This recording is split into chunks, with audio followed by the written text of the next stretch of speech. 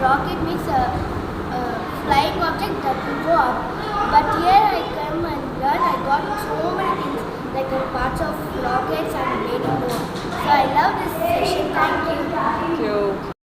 My name is Danshika and I learned so many things about rocket today.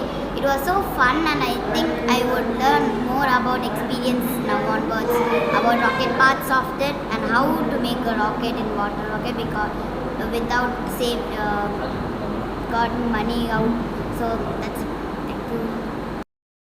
Okay, so first time. Do you understand anything from this class?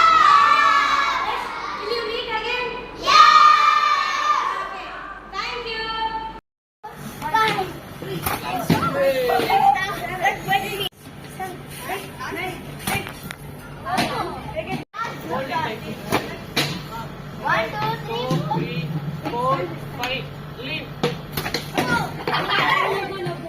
In storytelling, it was so fun and exciting.